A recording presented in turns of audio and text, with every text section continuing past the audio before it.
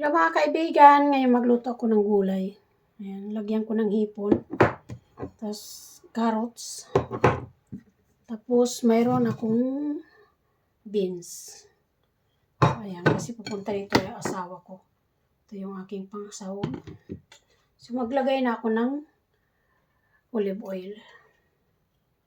So ayan. Olive oil lang ilagay ko. Para ano. Sayaw muna tayo habang wala pang hindi pa mainit ang kawali. So ngayon, ilagay ko na yung aking bawang. Ayan. Hindi pa masyadong mainit ang kawali. Ayan. Ang kamatis.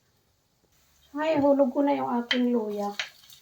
Kaunti lang ang luya kasi ayaw na sa ako ng maanghang.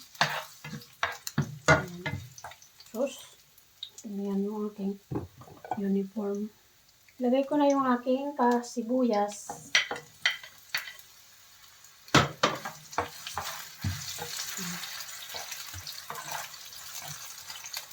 Hulog ko na rin yung aking kamatis.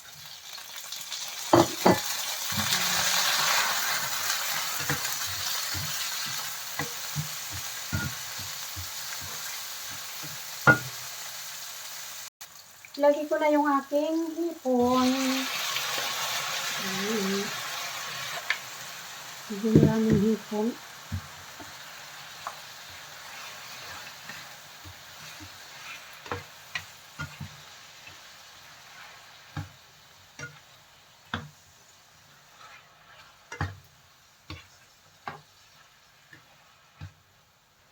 Ayan, tayo lang natin kumulo. Mag-add na ako ng aming pampalasa, gastromat. Ayan. Madilim nga lang. So, ayan. Ayan natin. Haluin lang natin. Ayan.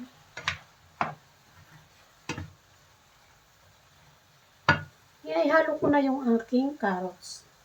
Inanuhan ko na to. Hugasan. Parang marami yata akong carrots. So, ayan guys. Ayan lang natin. Haluin natin.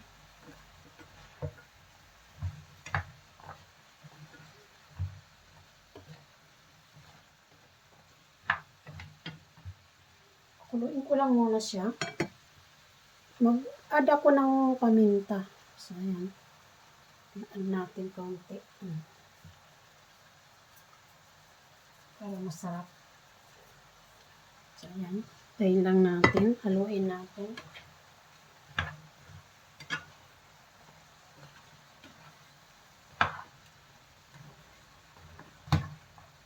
Lutuin ko muna yung carrots bago ko lagyan siya ng